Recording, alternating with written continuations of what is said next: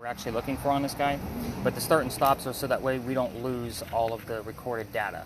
I don't care how many videos there are, I'll splice them all together so you have one. Sure. You just don't want to lose the whole video. Exactly. So quick little intro to what this guy actually looks like. Obviously you can see me, I'm the orange, red, and yellow guy.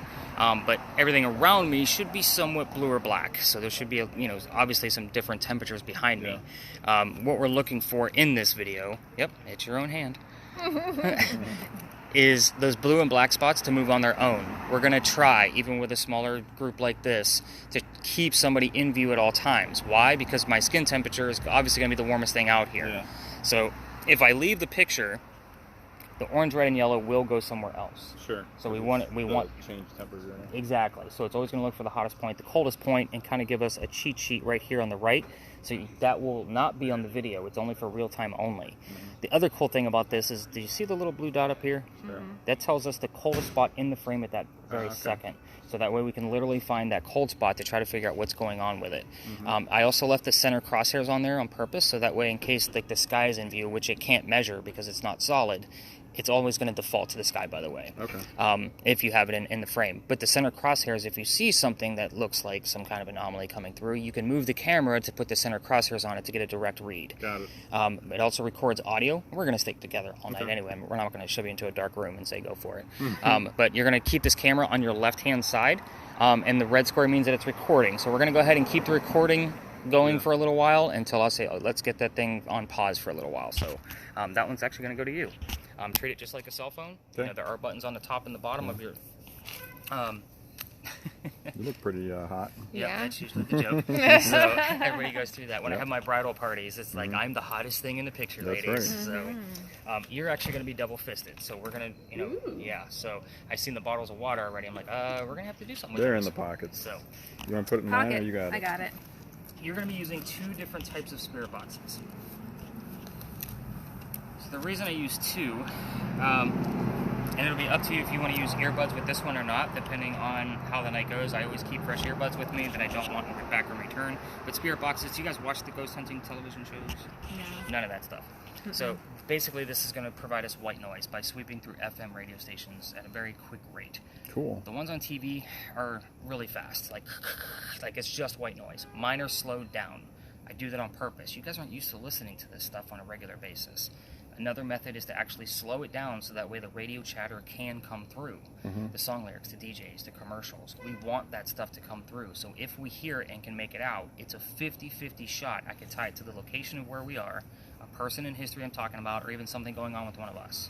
So again, it's going to go through quick. It's not an easy thing to listen to, just so you know. But the cool thing about this particular spirit box is that it will record the entire session for us, even if it's on mute. If I say turn it down, if we want to leave it on open air, or if you want to go on earbuds, it'll record everything for us with no outside noise. I love this device because I can usually put it on mute if I'm in a location, just if I want to test something out. Later, Yep, just go through it later. So it's already recording. That's kind of what it's going to sound like. It's going to sweep through all the different stations, as you can see. But I'm listening for any... I just heard something come through, but I missed it because I was talking. But again, it's a 50-50 shot if I can make out what it is. Tomorrow morning, I'm actually going to go through the recording as kind of a spot check. So for every 5 to 7 minutes, I listen to about a minute of it. Cool. Now what happens there is I actually write down all the things that I heard, whether they're relevant or not. If they are relevant to the person, the location, or one of us, I tell you why, and then I give you the link of why, like where I got my information from. So again, I'm not hiding anything. I'm not making stuff up just for shits and giggles and for you guys to have an exciting time. It's a matter of what is actually coming through that could be a possibility and a link to something else. Cool. So do you want to set up earbuds with that, or do you want to kind of keep it open for us all to hear? Keep it open. Fair enough. Unless you have wired headphones. They are wired. Oh. Yeah. Yeah, I can do wired headphones. She wants to receive, not the Take your broadcast. Pick. And again, I don't want them back. I buy them in bulk. So. You might just need a new phone. What kind of phone is this, do you know? That is an S8 Active, so it's a construction. I've already updated the phone and the camera. It's definitely the software. Did you update the firmware? Yes, I updated everything. I just know the Pixel 3s, I think, are going out of support. They might be faster. I'm just thinking processor-wise. I'm also thinking for people that get a little worried about that and drop it all the time. Oh, That's yeah, why that's it's true. inactive. You gotta have a... My wife is the cell phone manager for Best Buy. Okay. We did a lot of thorough research to She determine. picks out the most accurate, Yes. or most durable. Yes. Not to mention, it does have an extra case on it, even for those extra, people that want to toss things and whatever because something came through. So, the other device you're going to be using is another spirit box, and it doesn't make any noise, but it's going to give us words from time to time in the center of the screen. Yes, this is another cell phone. It's just a cheap whatever, because again, we have tons of phones lying around. But this device is meant to be a game and a hoax. So 80% of what comes out of this thing is absolute bullshit. It doesn't mean anything. So a lot of times I'm going to say that's part of the 80%. Yeah. The other times, the 5 to 20%, I'll link it to the location of person one of us. So it's the same principle with that spirit box. We're just using two different methods in hopes that they will work in tandem, like they will work together. So it just depends. Do we need this out? That's up to you. If you're getting a better How reception much, from it, you getting better reception? I don't hear anything. you haven't It's turned on mute. volume up. Gotta hit mute. You Nope. don't want to see the thing? Volume is right here at the top. It's a wheel. Okay. So the cool thing is that all of these words will be saved to a list with a timestamp. So that timestamp kind of helps me go through what do I need to go through on her recording, where do I need to go through on your recording, kind of helps me out of what is actually relevant. I'm going to clear out the last tour I did, which they had like 95 terms, not 130. But again, you guys will get the full list, whether it's relevant or not, because sometimes it's relevant to you, and you just didn't tell me that detail about who you are. So it could be the word before that was Sandy. You guys could have had somebody you just lost recently named Sandy, and then something about Sandy is going to come through that you guys aren't willing to tell me during the tour. It happens all the time. So again, you're going to have this one as well. When I say where we're at with the list, I'm sorry I went too fast with that. You're going to hit the little white box next to the word. You'll be able to scroll through the list when we actually have terms on there just to kind of show me where we're at with things. You do not need to show me every word that comes up. We're going to have a good 60 to 80 words. That's a lot of interruptions. So when I need to see it, I will come up to you and say where we at with that list. All right. So Sandy isn't on that list right now. No. I want to say Sandy was actually the last word from the last list that I just had. Okay. So it's always going to give you that last term. So Do you want to carry those? You want to carry this? What do you want to do? I'm good with this. Do you want to hear the noise? No. I trust you. a lot of people actually Okay, share good. the earbuds. I just started doing the earbud thing, so it's actually relatively new for the tour. I just find that you guys can hear it better when you use earbuds, because when I review it, I use earbuds. So it just makes a whole lot more sense. You asked about EMFs, so yes, we're going There to be... it is. That's so what I need. the ones you guys normally... Well, you guys don't watch all the TV shows, but this is the one you normally see on television. Yep, I see that one. We have that one. This is like a toy. I We call have that that the one. Chick-fil-A toy Yeah. kids meal EMF meter. Okay, we're going to go a little bit more high-tech then. It's a point proven. This one is going to measure the EMF at the big numbers at the very top. So I'm going to keep this in my side pocket, and I'll pull it out from time to time. So anything above 2.5 is the second green dot on a normal K2. Okay. K2 meter only goes to 25 milligauss. I've seen this one error out at 198. That was in a very haunted location down in Florida. Wow. So again, very, very sensitive device. The bottom number is ambient temperature. You find some cold shade on your screen, I'm going to debunk it or prove it by using the ambient thermometer, which is brand new, newly attached. And then last but not least, it actually has a null meter on it. So if anything gets close to the antenna I just pushed up, it will go off, just so you know.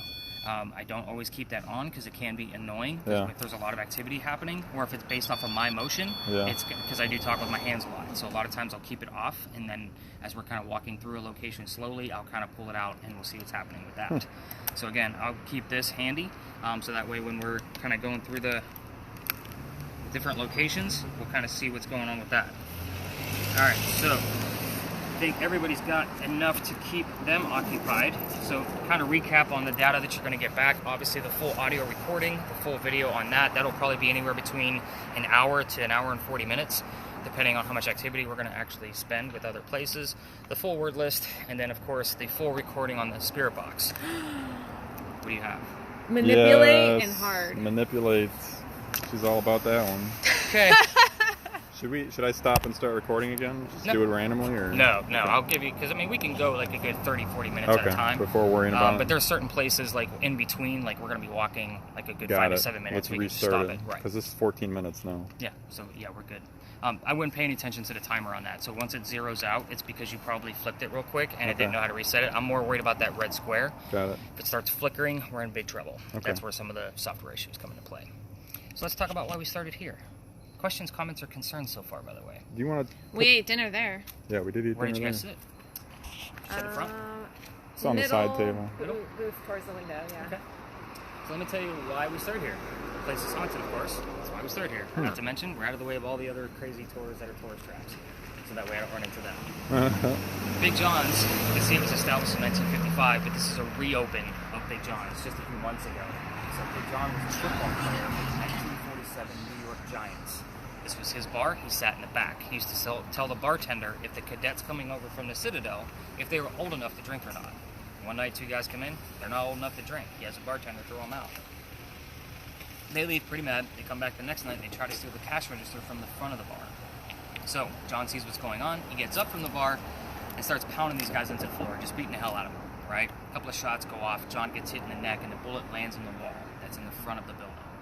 John gets up after being shot, goes back to the bar, tells the bartender to get him another beer, get the two guys he just beat up an ambulance. So first off, nobody dies in that story. John's the only one that got up. He's the only one that got shot. What's haunting the place is the bullet hole. I haven't been inside Big John since they reopened it to see if the bullet hole is still there. But people that sit in the front of the bar tend to get a little queasy, nauseous, headache. That's from the paranormal activity that you can detect from time to time with an EMF meter like the one in my pocket.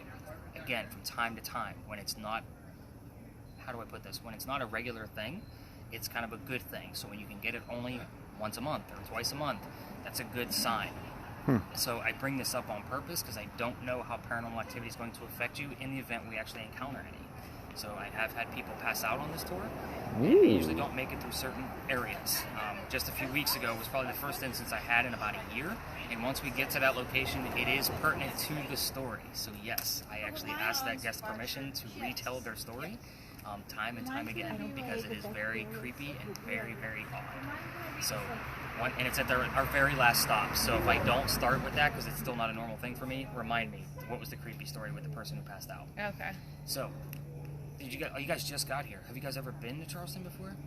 Yeah, we live in Somerville. Oh. And you're staying down here? Yeah, for 2 nights. Okay, fair enough. We What came part out of to hang Somerville? out with 'Cause the I live in ghosts. Somerville. Oh, near Stack's Nursery on Dorchester. Dorch and Bacons Bacon's, Bridge.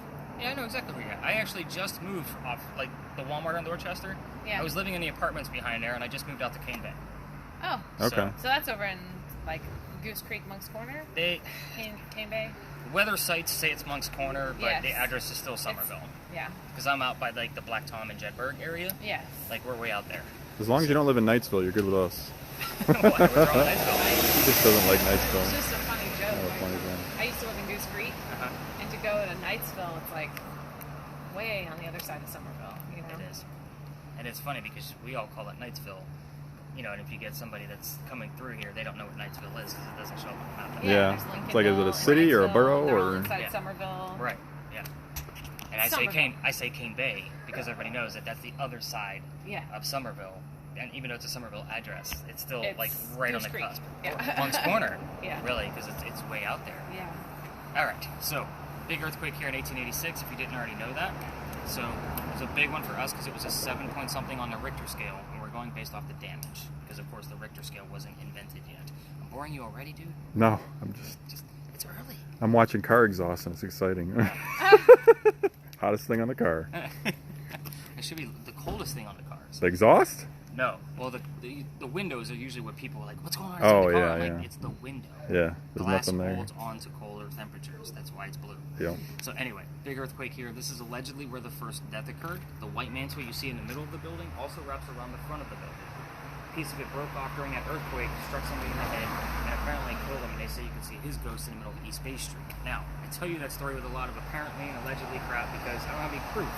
Just one of those stories where I get moms to stop worrying about getting sick on the tour. Paranormal activity. So let's get you guys ghost hunting. Let's go this way. I'm having fun car hunting. I know that car just ran a minute ago. It's already hot. Watch, you see his exhaust. Are you ready? Yep. You're on the wheels from the brakes and then the exhaust underneath. yeah. Cool. You know what's funny is I normally tell people that people don't like their cars being filmed. We're gonna wait for this truck to back up. We're gonna go in there. They don't like their cars being filmed. What, like their license plate or anything. They don't know what the hell we're doing out Yeah. here. But I tell people if we were car thieves, that would be the only tool we would need. Yeah. Because we know how long the car's been sitting out. Exactly. Whether it's available or not. So, I mean, we do hit a few odd spaces where it's kind of like this used to be something.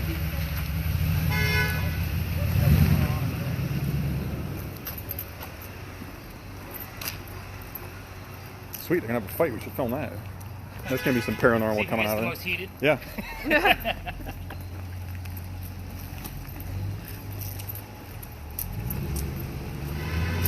Alright, so we actually stop here. I told you we're gonna stop at some places that used to be something. This is, you gotta remember, when I have my groups of 10, like, this is a good place where I get to show them a little bit more tactics about their devices. So there is a one-line piece of history here that I still like to stop even with smaller groups like this, just to kind of go into a further explanation of like what tonight's gonna look like. So obviously this is the big red barn. You guys should know this, right? yeah, the carriage. So the history here is really simple. This is where we used to hold horses that delivered milk and eggs to the residents of Charleston. So this is a great explanation for your spirit boxes because this is not TV. Most people want to say, is somebody here? Kind of mentality. Well, this isn't TV. So if somebody says no, that means somebody's still here because they answered you. We're going to stay away from yes and no questions all night long. You have 2 spirit boxes in your hand. We should all be asking questions because, like I said, we're going to stay as a trio together.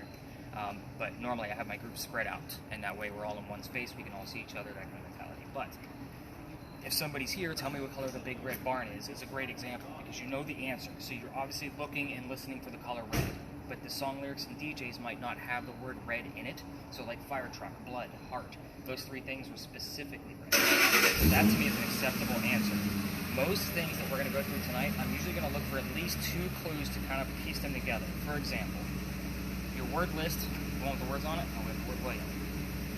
Let's say it's, you got William on one end, and then you have, like, let's say, I'm just going to make up a number, say 17, that you hear on the other spirit box. And let's say there was a William, jersey number 17 on Big John's team.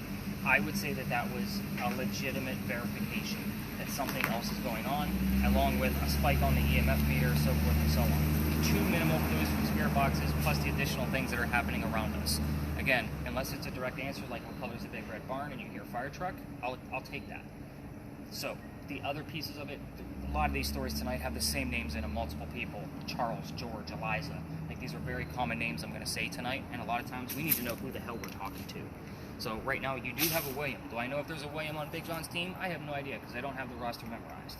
So again, I'm still going to look into it to see if there was, and then obviously be on the lookout for the jersey number or something related to that specific William, if he was recruited from a certain college or whatever. But again, that's kind of the mentality of how to use spirit boxes, is you don't want to go after yes or no questions because you're not going to get any actual proof out of that. So with that, we're going to walk slowly through here.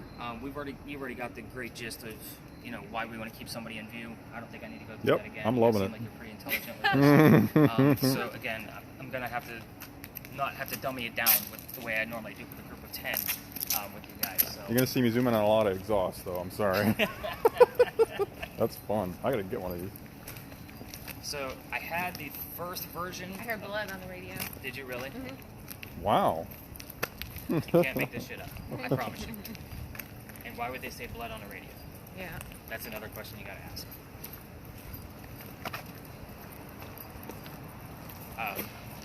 The first FLIR that I had, it was okay. Like, you can put the hot and cold spots on there, but it wouldn't take off the hot spot. Huh. This one, when I was like, oh, I could take off the hot spot. Like, I was like, that's pretty cool. Yeah. So, and actually the picture is a lot clearer. And I know, thermal imaging is not exactly the clearest picture you can get. That's not the technology. It's a matter that it's reading surfaces. Mm-hmm. So. Got to keep refreshing. Yeah, it's got to calibrate quite a bit in order for it to work properly. All right, so the joke here is another beautiful site of Charleston. Mm-hmm. So this actually used to be something. We are going to dive into much deeper history other than football players and ponies. So the fact that you heard the word blood is really cool too. I'm going to stand this way so that way it's not blinding me. I am going to write down the word blood once we get started, so don't let me forget that. This place used to be the Charles and Eliza Pinckney Mansion site. So, Charles... Oh, I read that book. Indigo Girl. Yeah. Okay, so you should. And I haven't read it. I haven't. Yeah. I've read a lot of the nonfiction about Eliza, so I haven't gotten to the Indigo Girl yet. It is in my library. So I don't know how much of that is actually relevant or true in that book, but I'd imagine with the amount of research they did on Eliza that it's going to hold some truth there. So some of this might actually be kind of a recap. I'm not going to be giving us questions like what color was George Washington's white horse, like what we did over there, right, with the red barn. So I'm not going to give you the answers, nor are you going to know them. You're going to get the answers from your spirit boxes. So you have 2 of them. Eliza married Charles at a young age. I'm not going to tell you how old she was. I will tell you that Charles was ask about what that age gap was and what the difference was. But she married Charles because her father over in England thought he was dying and he wanted to see his kids one last time, so he was calling them all home, and she didn't want to go. She didn't think he was dying yet. So what happened was she got married to Charles out of love. It wasn't an arranged marriage or for a green card, because this was in 1744. There's no such thing as a green card or anything like that. So again, married him out of love. She was right. Dad gets better. He starts sending her gifts from England to this spot. One of those gifts happened to be the plant indigo. You know what indigo is? It makes blue dye that makes our blue jeans blue. Brad's wearing it tonight. So again, that's how we still use it today. That's the interesting part. It started right here. The mansion sat in the front. Eliza's garden was right over there behind that tree on the left, behind the Five Church restaurant. And then the slave quarters were in the back of this lot. So a lot of people like to go straight back there to try to investigate. However, I can't prove any of that because there are no records. So again, the slave and servant piece of it, I just like to give you the layout of the land. So anyway, what happened from there was she called her dad up and says, hey, the indigo's starting to take off. I learned from the slaves how to keep it cultivated, and I moved it up to a plantation in Mount Pleasant. Can you give me some contacts so we can start selling this? Because the rice plantations here in the south are starting to go downhill. So I'm curious to see how relevant this is to the story after I'm done telling you. Yeah. So far, so good, or a little off? It's been probably 4 or 5 years since I read it. Okay. So he does give her some contacts, and now we have an international businesswoman, which is something absolutely unheard of in colonial times. So with just the history of her indigo, just having a touch of it, let's give you some weird facts about Eliza. Eliza was the second wife named Eliza from Charles, back to back. So the first wife died, and then he married this Eliza. Both of them, ironically, have a maiden name that starts with the letter L. So I usually ask if you want to find out which Eliza we're talking to, ask what maiden name that they had. So I'm not going to give you what that is. The mansion's obviously not here anymore, so you can ask what happened to it, and then obviously when did that happen, so that way you can tell us if you actually get the year or anything relevant about that specific tragedy. I will give you the clue that it was a tragedy. I haven't told you, but they did have a son named Charles and Eliza, and they also had a nephew named Charles. The son and the nephew were signers of the Constitution for us. So that's a pretty big deal because the son was obviously raised here. However, there were more children. If you want to ask about the kids, we're going to tread lightly because if we poke the bear among one of those tragedies, all activity will stop. Like, I haven't checked the EMF meter yet, but I can almost guarantee you we have a little bit of something already started just because this location has let me down maybe 4 times in the past 2 years that it didn't give me anything. So we'll kind of see how this goes when I pull out the EMF meter. But you can ask, as far as kids, how many there were, how many boys, how many girls, get some names, leave it alone. Like, we don't want to poke that bear any further than what we actually have to. Eliza's death, ask anything you want to. How old were you when you died? What did you die from? Where are you buried? And what U.S. president was a pallbearer at your funeral? So again, these are just kind of some starter questions. If you want to ask your own questions, which again, we're going to probably stick together as a group and kind of mosey through here. We're going to spend a good 10 minutes here to see what we can actually capture. While we're doing that, I'm going to show Brad some proof of things that I've caught with that specific camera because it happened in this location. And that was with the first version of the FLIR 1. But again, have you heard any other terms? Because I know you have the earbud in, but do you have volume on yet? I have volume. Okay, I just didn't know if you had heard anything because I know you were trying to pay attention to me. Of course, this thing taps a bunch of buttons when it's in my pocket, so I'm going to just reset the whole thing. I saw shoes and glove. Now it's expect. Shoes, gloves, expect. Interesting. Hit the scroll for me. Let's see if we missed anything along the way. Prevail, tall. Ooh, I'm tall. Crossover. He's right. The word tall is relevant, so we're going to see if his name actually pops up anywhere. And just for shits and giggles, curiosity, how tall are you? 6'4". 6'4". Okay. So, again, we'll see if anything else kind of pops up. Prevail is good. I just don't see how... crossover is too vague for me. Like, I want something a little bit more specific. And again, the fact that one of the attributes you notice about Brad is that he's tall. You know what I mean? Like, so again, that's something. If we had curly, or if we had, you know, something about the name of my hat, you know what I mean, something along those lines, that would be relevant until loosely relevant until we actually had some other clue that had a name or something else attributed to that specific person wearing that. This is moving a little bit as far as any EMF, but nothing significant yet. So we're going to kind of mosey along through here pretty slowly, and just kind of see what we have going on here. Again, I just like to give you guys a quick history at each location so you know what the hell you're looking for and listening for. This is also something where I would call an intelligent ghost, so we're going to get direct responses. That's why it's really good to ask questions here. 2.5, 7.8.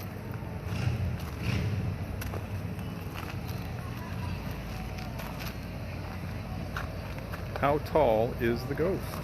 Right?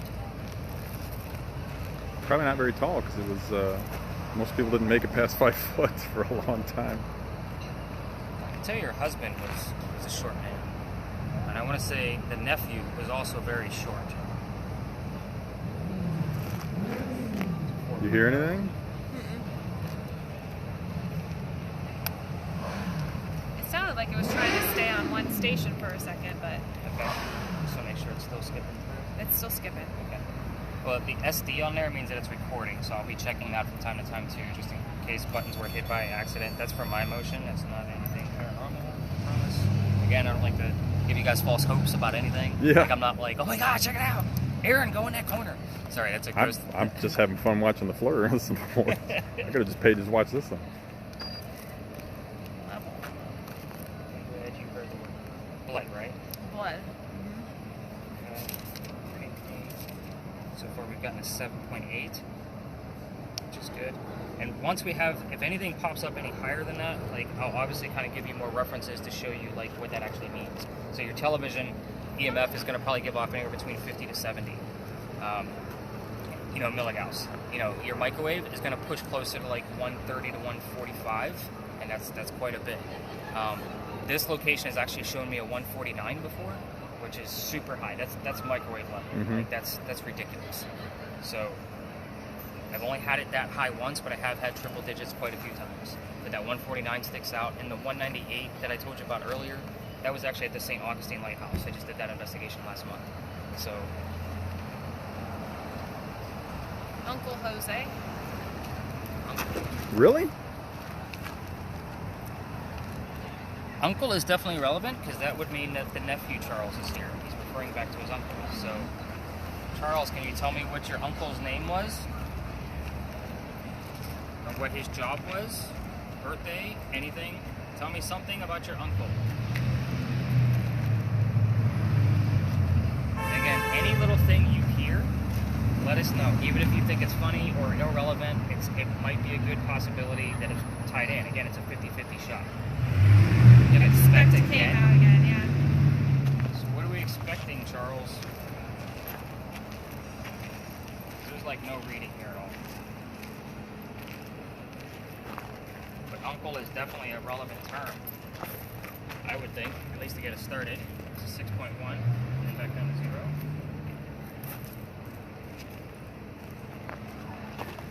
6.9.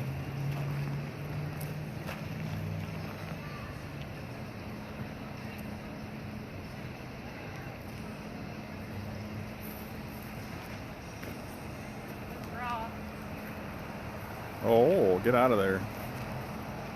I'm curious if that transformer's throwing anything off. It's too far away. Gotta Which be up transformer close. are you talking about? The one down there. Yeah, way too far. And that would stink to be a ghost and have to deal with transformers. So in order for this thing to measure, like Yeah. it's measuring proximity right here. Like That's that's as far out as it goes? pretty much. So if it's strong enough coming up out of the ground, we would be close to that. But as far as the motion sensor, like it's pretty close. With my hand. I mean it's because I have it set that way on Yeah. purpose. You can widen it, but we're walking. We're not setting it on a table and trying to hope for a call and answer. Well, I know EMF falls off fast, so the source would have to be close by. I'm just curious if that's contributing anything. How These powerful little it is. things coming off of it could be coming from the parking meters right here, possibly. But again, one of the reasons why I like to come up here is because the ground over there is completely different from here. Huh. So the EMF isn't going to travel through the cement that's over there, then the mud, then the, you know what I'm saying? Like that's why I like this site so much, is because it is so erratic.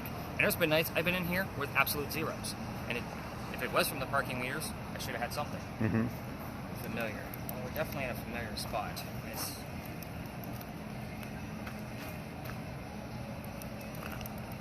Who was your uncle? Tell us his name.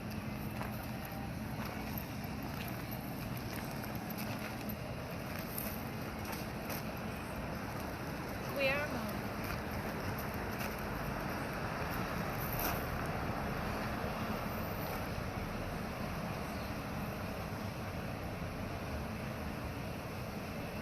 I just went up to 20.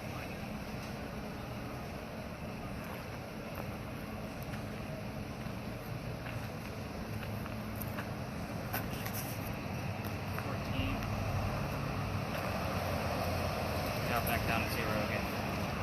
Trying to keep it still on the.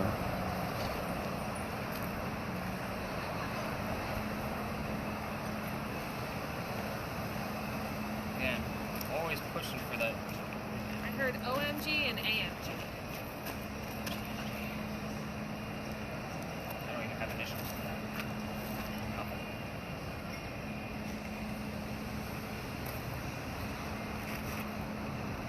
That's where you had the reading over here? Yeah, I had. It's up in this corner. And I'm always moving. It's just, Yeah. they're not going to stay put. It's way under 1 at this point. Staying at 0.4s, 0.3s. That wall's really hot. Must be from It'll the sun. hold on to the heat from the sun. Yeah.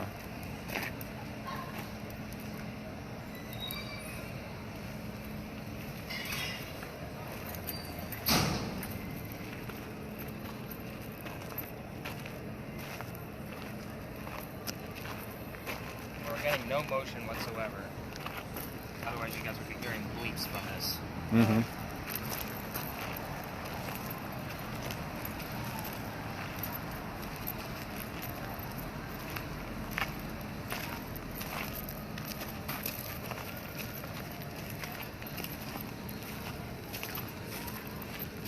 So this was the slave quarters, you said? Yeah, so the slave quarters would have kind of overlapped a little bit. Like the plat of land was a little bit bigger than what it is now, so it actually went back a little bit further. And every once in a while, like, will I get things with names back here that make sense, that would have made sense if I would know the answers? They would. I like Fiend. Best fiends. Mm-hmm. And we'll get like job descriptions, you know, maid, cook, personal, which could be like a personal assistant to Eliza kind of thing. But we also get a lot of terms around gardening in here, so it's not surprising to see like digging and dirt and any of those kind of terms.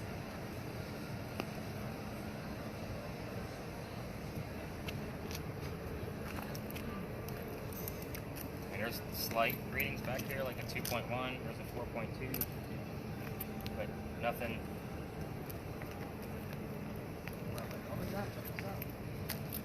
That was the.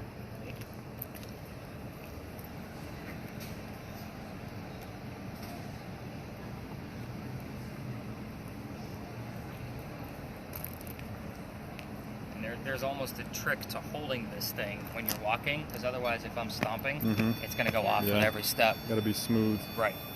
Make sure it's something legit. I heard around the world. Oh. Okay. What word are you on? Fiend still? still. So, Eliza, what did you do around the world? What makes that significant? Who's this Fiend? Not a plane. It's definitely not a plane back then. But it's not like she would know what a plane is now unless she's been keeping up with the damn times. Yeah, that's kind of curious if the ghosts still taking their surroundings and pick up on it, or if they're forever Ask locked them. in there. I am asking, Eliza, tell us. Why don't you tell us what you... Ask us. Ask them. What did you sell over... Oh, 23 all of a sudden. That's the highest we've seen yet. We got his attention. We got somebody's attention. Back up here. Jesus. worship all around the world. She's very religious.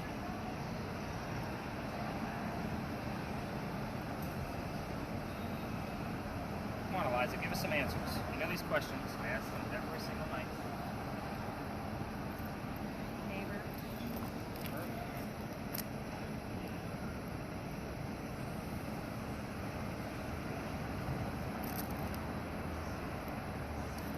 So I'm going to set this box down, and I'll go over how to use it again. See if anybody walks past them. Well, what I normally do with this is because there's two extremes. Obviously, nothing is one extreme. Mhm. The next extreme is it's all red. Yeah. That means they would be touching it. So I normally ask for a color in the middle. So with this location, with indigo being blue, I usually say make it go to blue. So Liza, you know how this box works. Get close to the metal stick, make those colors go to blue for me. There's no reading on it at all, just so you guys know, it's all zeros.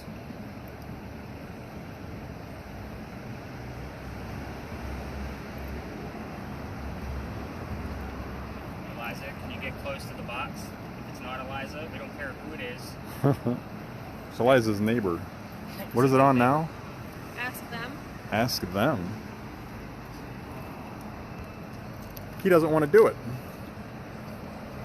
Says, I'm not going to do your parlor tricks anymore. I'm betting he resets every night, though, because it's the terminal where the ghost relives the same thing over and over. They're locked in a time loop. Residual. Yeah, the So we're gonna residual. deal with one of those later on. This is more intelligent. So he's Talk actually... about why it's intelligent once we're done.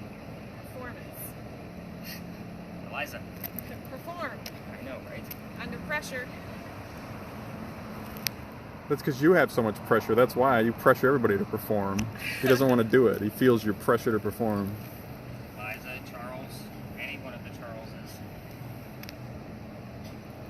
Just tell us what you want to know, what you want us to know.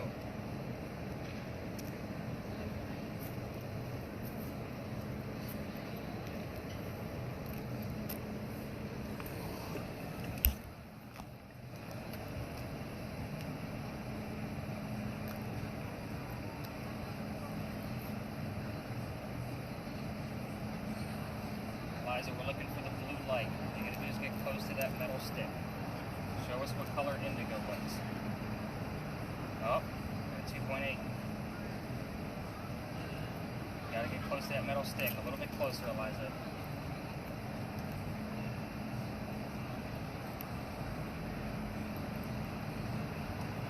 2.3. Top.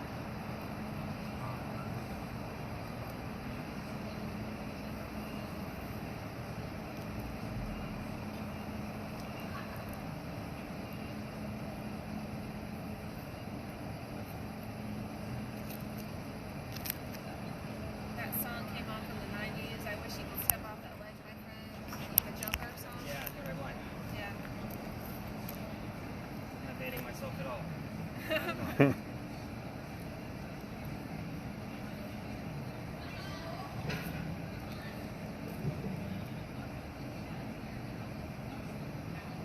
Eliza, we're going to move on if you're not going to give us any more answers. We need something from you.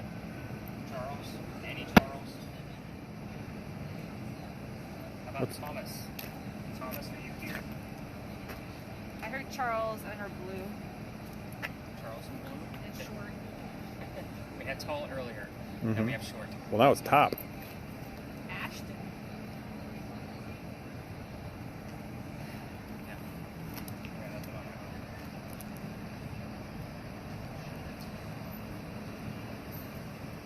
What was the other one? Indigo? You had blue and what else? Blue, Charles. Charles. Short.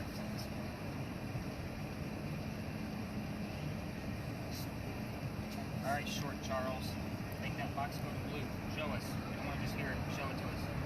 I keep hearing songs that we listen to. The lyrics might be relevant. Strangers. Just gave a little spike. I think he's got performance anxiety. That's my best bet. Charles, come on. Strangers. Pretty much not asking anymore, Charles.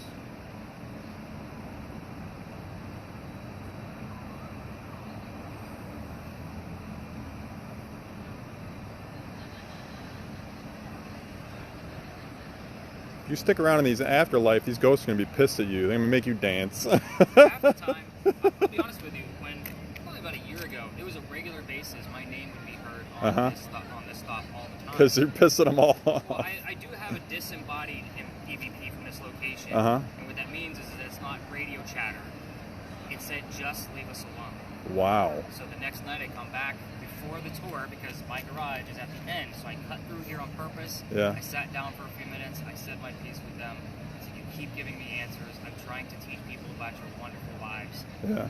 You know what I mean? It's not a... Oh, that's good. You had a chat with them, so it's like, I always do that. I'm not exploiting you. I just want to show people that you're here and that you're real. Exactly. Well, that's good. And that's, again, what I do is not dark and malevolent, you know, so to speak. Everybody comes here looking to be scratched or touched in 666 bullshit. And I'm like, yeah, that's not going to happen today. Especially on Halloween. So, all right, I say we get you guys some answers, but I'm going to leave this guy run just in case something just occurs with it.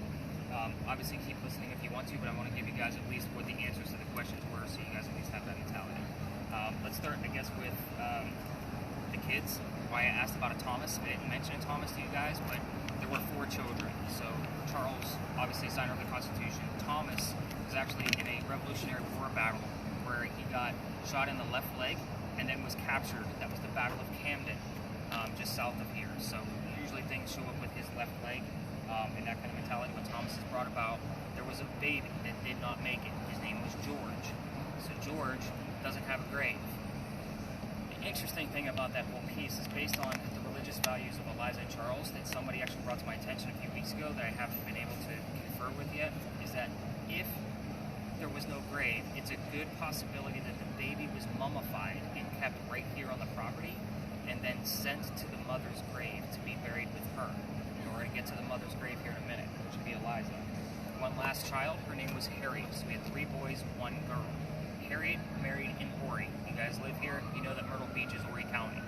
So again, wouldn't have been a 2.5-hour car ride to go see her. Lots of letter writing to be able to, you know, communicate with her daughter. So letter, ink, paper, published, all of those kind of things pop up. When you said you read Eliza's book, my first thought was that you read the letter book of Eliza Lucas Pinckney? Transport. So, but that was my first thought because that's the book of reference that I normally go to, not any of the work because it's fiction.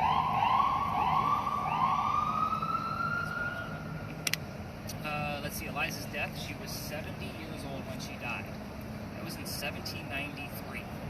It is a very long time for the time period. She died from breast cancer, of all things. We didn't even know what breast cancer was. So with that, we're going based off of her medical records for, you know, whatever we thought it was. But she was heading up to Philadelphia for treatments for whatever she thought it was at the time, and that's where she died. It's also where she's buried. You should also answer the question of why Stories in the Cemetery in a tour doesn't take you to actual cemeteries. There's not a whole lot of activity where people are buried. You're going to go to your mansion 400 miles away in the afternoon. You're not going to hang out near your dirt heap in your headstone. So that's why we come to places like this. Where they lived, not where they died, right? Yeah, I don't get a whole lot of activity out of cemeteries at all. I'll be quite honest. I go to places all the time, and that's not a place where I'm like, ooh, can't wait to get to a cemetery. Unless, of course, it's a tomb or something that's got an eerie story behind it. Like the Joella Grey tomb down in Edgehill Island, definitely haunted. So, one of the very few things. Or like the one they told us about on the Harbor Ghost Tour, the one in mourning the loss of her.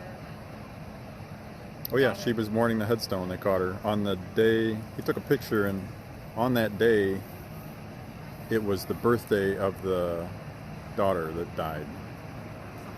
Which cemetery was that? St. Philip's?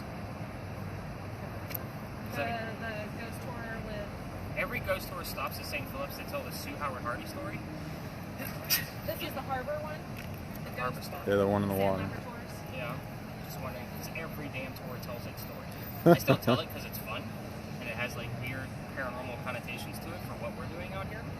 But I'm going to move this up, just because it's not getting us anything at this point. Where was I?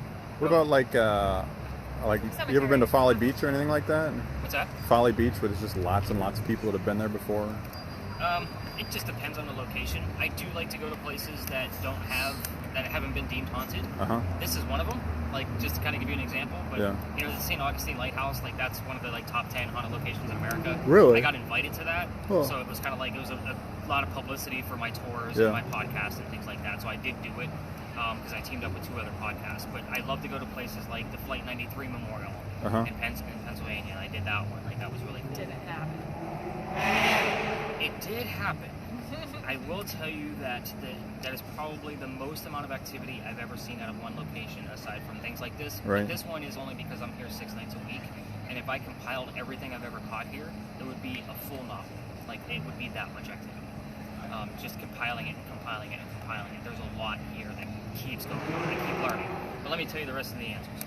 The president that took her to her grave, by the way, George Washington.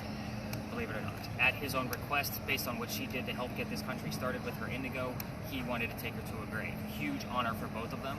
And yes, that wasn't something that I learned from the tourism office. That was actually something I learned from the tours. Like, it was kind of like, why did George Washington come up as an EVP twice on the Red Spirit box that you're listening to?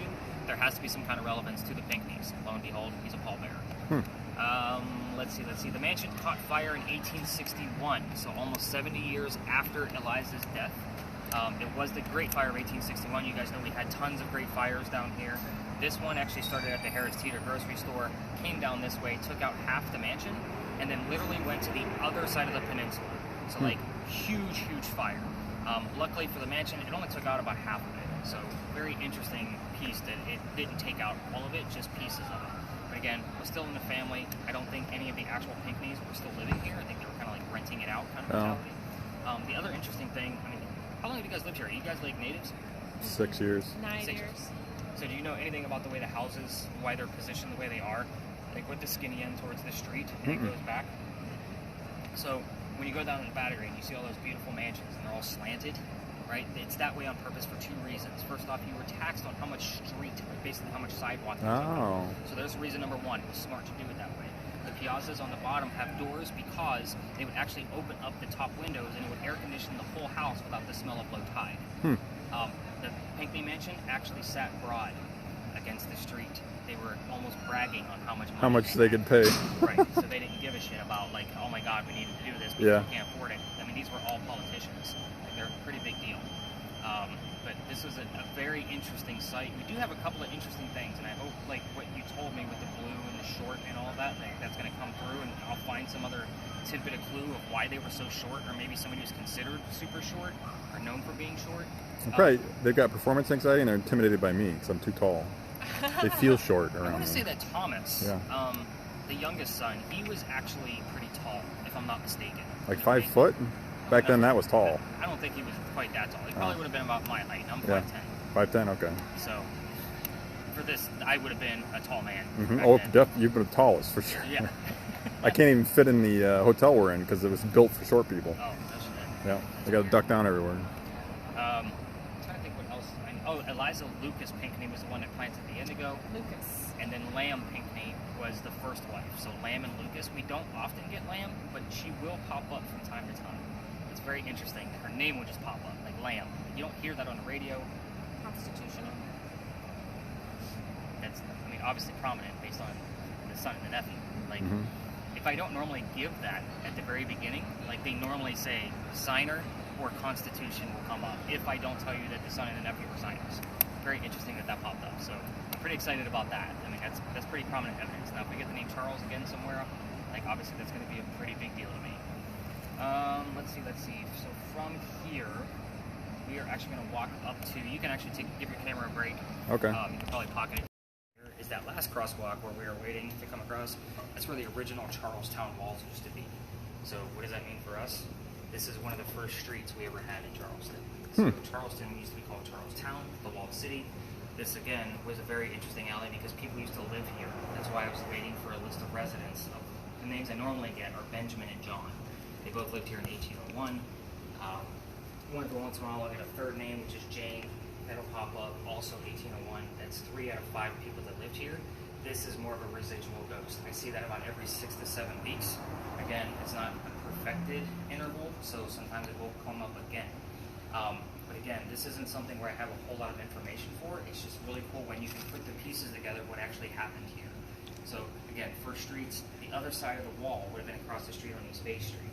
The smell of low tide would have been coming through here quite a bit. So these people were considered lower class. They did do an archaeological dig on this alley, found some of their tools and hardware. That's how they were able to classify them as a little bit lower class. The other cool thing about this alley, why it's called Lodge Alley, is because the Freemasons had a Masonic lodge here, Lodge Alley. So we do get the words Freemason. What in the Sam hell was that?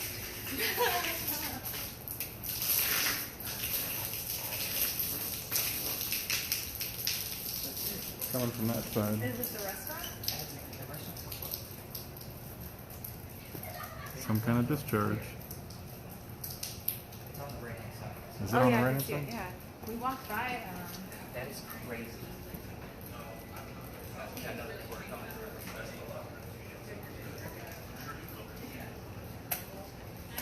They don't want you there, Sarah.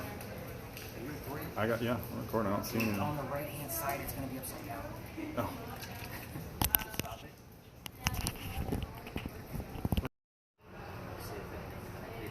I'll have to watch it upside down.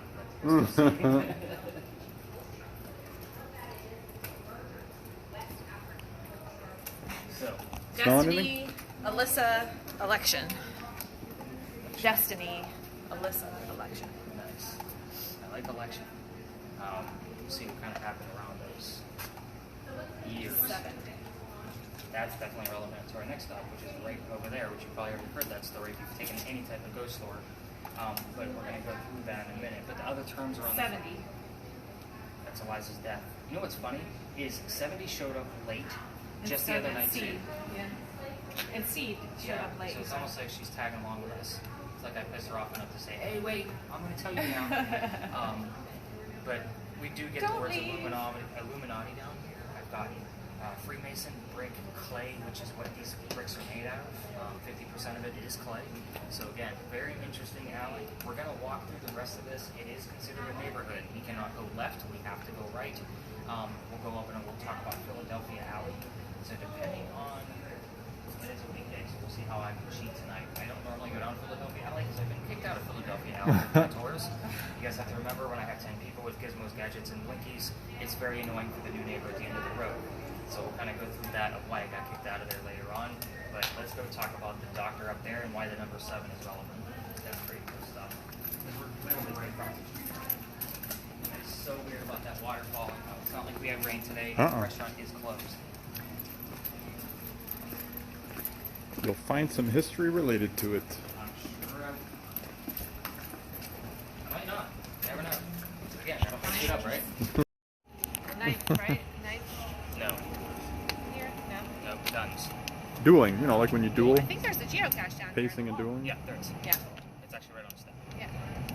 So it's the funny thing about that, and I normally point that out when I tell the story around the corner, but over here I don't get a chance to because you can't see it, but you guys know what that step is. So that gate right there is there for a reason. This used to be called Dueler's Alley, so you were right. When there was a loser to a duel, they would actually take that loser through that gate, cut over the courtyard, and drop the body at the St. Philip Cemetery, then go celebrate the winner. So instead of going down all the way around, because it didn't come all the way this far down yet, they had to go over to Queen Street and go around to bring the body to the cemetery. So instead, they created that gate. I call it the Death Gate, which is right where the geocache is, right at the Death Gate. Huh. So, yeah, you're absolutely right. There is a geocache in there. Me and A my lot of people daughter- died there. They'd hang out there.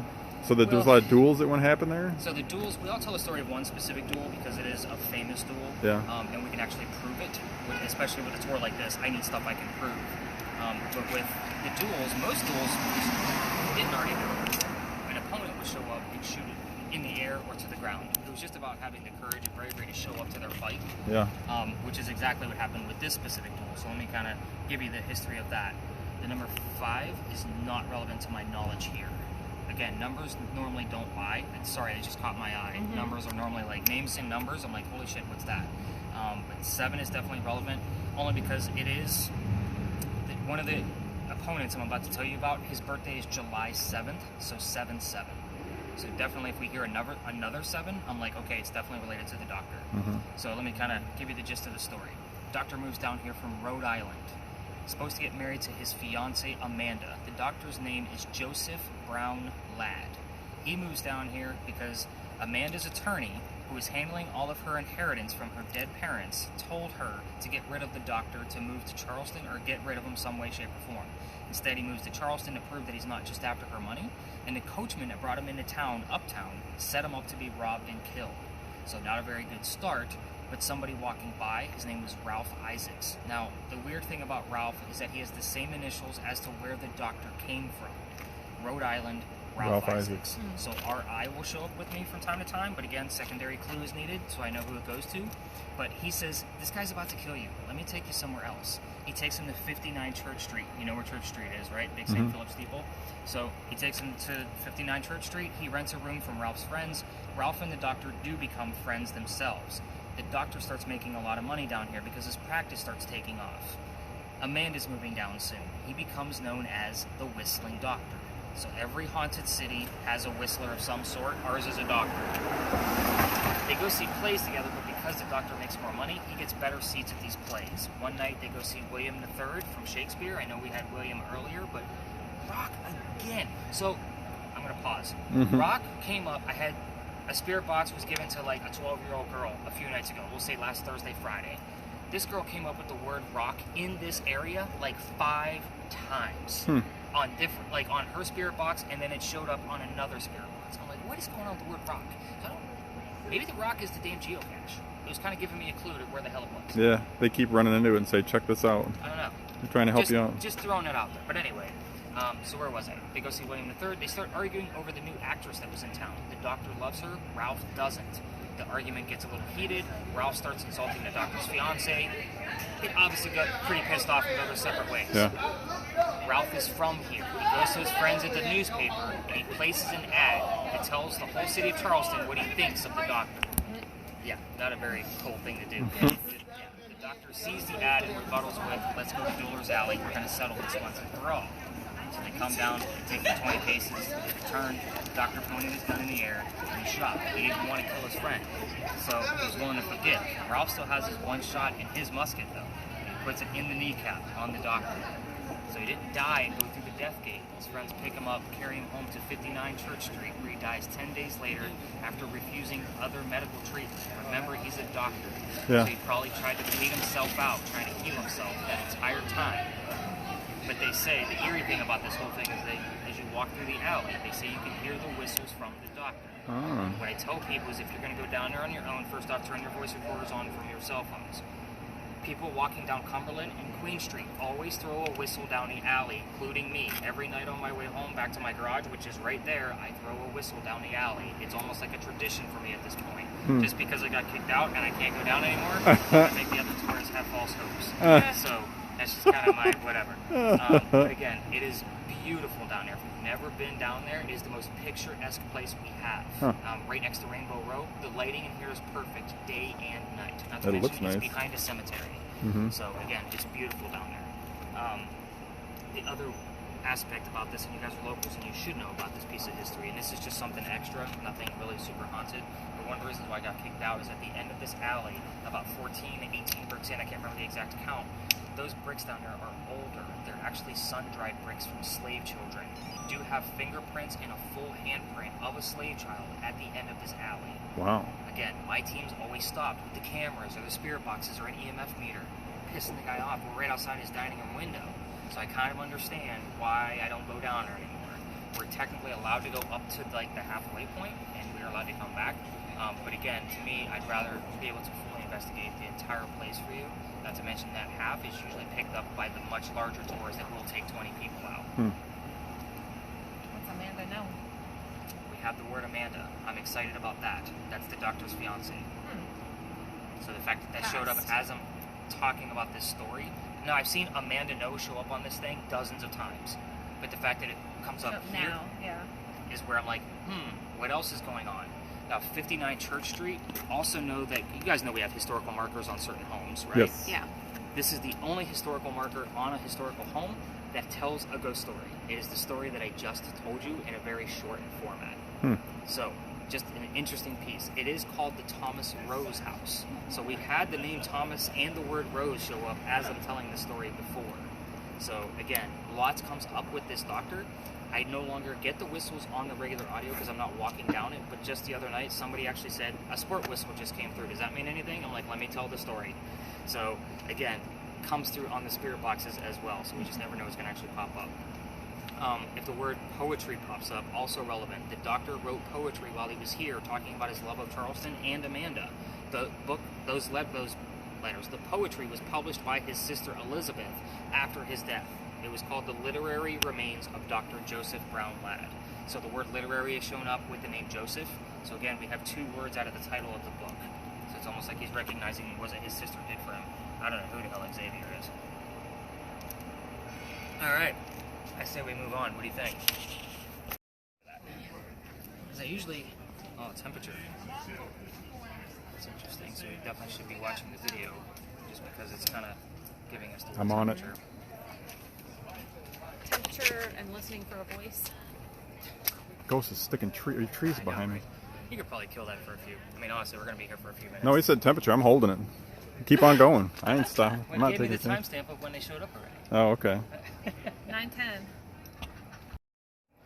What happens from there is that in 1987, a local photographer is taking pictures of all of our beautiful cemeteries, putting a book together.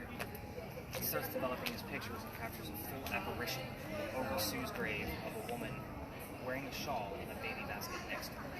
He has no idea what's going on with this photo, so he decides to send it to Kodak. Yes, this is the story of the Sam Laporteur. Yeah, so Kodak Ethan sent it. Kodak. Did he show you the picture? No. I can show it to you. I actually have it on the left on my. I don't normally. The only thing I'll ask is the picture is cursed, so just don't handle it. Don't touch the tablet in any way, shape, or form. Females that handle it get kind of the same symptoms like I told you about big jaws. Nausea. Nausea, headaches. Pregnant females probably not going to have a good pregnancy based on the gist of the story. So I'm usually the guy, because of what I do for a living, that I'm not going to curse your family 9 months because of your great vacation. So, but yeah, I'll show you the quick picture. I actually was surprised I didn't show you guys all the pictures. This is something new too. We're always, like I said, updating and upgrading of like what the best things are. So this is the photo of Sue Howard Hardy. This is obviously the whole picture. So you can see the apparition. Wow. There's the baby basket next to her. So again, if there's something that pops up around this specific story, I always put a heated warning on the link. So just to kind of give you guys the gist of the other pieces that I did not show you yet. This was the Pinckney Mansion site after the fire. That's where we were standing. It was Half right burned. there. Yep. That was Eliza. That's Big John. 1947, and we haven't gotten into her yet. So, since you already know the story, I mean, that's basically the gist of it. Nobody's been able to, I mean, this stuff is gold. So where did he take the picture from? Here, in there? It would have been... He said he took him through the... I can't remember if it was on this specific side. I haven't been in this side of the cemetery because there's 2 different sides. For reference of the number 7, we're going to bring it up again, only because over there, this is for native Charlestonians only, that's for everybody else. John Calhoun's buried over there because they didn't know where he was supposed to go. So they moved his sarcophagus several times trying to figure out where the hell he was supposed to end up. Well, he's not from here, he just lived here, so he goes over there. He was your 7th vice president. So if we have the name John show up with that number 7 and a single number 7, then I'll definitely relate it to that John Calhoun. If we have double 7s in the name Joe or Joseph, then I definitely relate it to the doctor. So again, weird corner because a lot goes on up here. This is why all the damn tours like to come up here. Slide that back in. But the building we passed up, the brick building, which is actually right next to the Tommy Condons, if you're familiar with downtown, it used to be called Bocce's Restaurant. We passed it. We were actually standing right next to it before we crossed the street this way. So Bocce's Restaurant, the reason it's not Bocce's Restaurant anymore is because it is haunted. What the hell is that kid, right? Oh, it's electric skateboard. No, I've been seeing electric skateboards. I want one. They go fast. He's doing like 40 a while back. Mirrors don't stay on the walls in there, and they don't break when they fall. Huh. Which to me is a whole different type of theory. It deals with portals. So the place is chock full of whatever is going on inside of it. Doors also don't stay locked in that place. The wife and I are, once the tours really expand and start taking off the way we're hoping for, which they already have been in the right direction, we do want to have a shop where we do sell paranormal equipment. Yeah, that would be a good place to do it, huh? Yeah, we need a haunted place with basically Yeah. apartments upstairs because we want to turn those into a haunted hotel where everybody gets a kit. You spend $500 to spend the night. You get all the recorded data back. Same premise of the tours. So it's a full investigation. I get an hour of my time to teach you how to use it.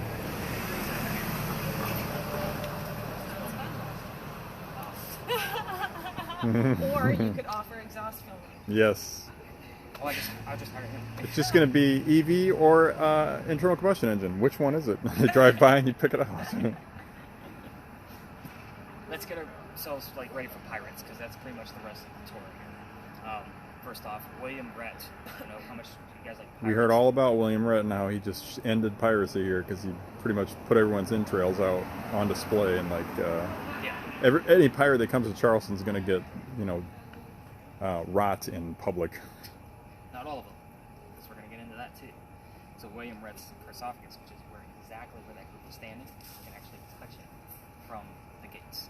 So, and that was actually just pointed out to me. I didn't know that. I actually expand this tour every November, which is basically I got kicked out of there last November and started rerouting up here. And now, granted, whatever time we have left, I may experiment with a new location just to see if there's any activity there. Do I know the full story? I do not. But you guys seem like you're still awake, which is good. So we may keep going after the last stop.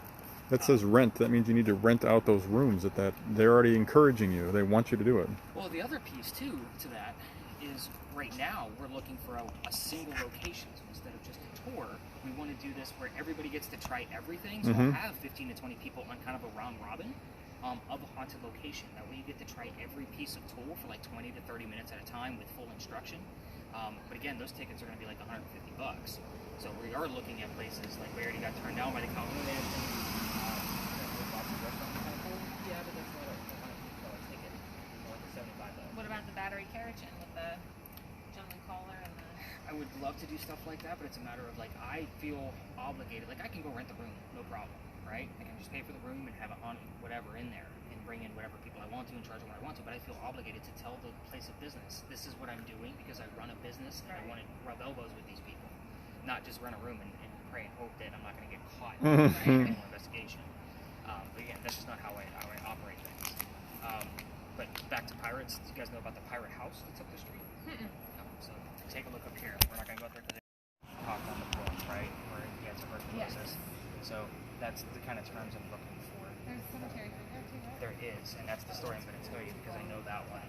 And I would often tell that even all the way back in Illinois just for funs and giggles because I am a writer and I am in a master craft of what I love to do. So the story there is the cemetery is it's very church cemetery. And that's where a soldier stationed on Sullivan's Island stationed on Sullivan's Island, so his name Edgar Perry. Edgar Perry fell in love with one of the Bradley daughters. He was not approved by the parents of this young lady. So the parents of the young lady actually had Edgar stationed, like not allowed to leave Sullivan's Island. And in the meantime, his love got sick and died. The father apparently put up 2 headstones unmarked, so that way Edgar could never find her grave. What a jerk. Oh, hang on. Edgar Perry was basically a pseudonym for the famous author Edgar Allan Poe. Oh yeah, Sullivan's Island. The story is that of Annabelle Lee, Edgar's last poem. So if you read Annabelle Lee, Right when I said, oh, that popped up. Oh. I'm also Listening looking to at you. that Oh. as initials, OH. Oh. How could that be relevant? So I'll be diving into that again. Or Ohio.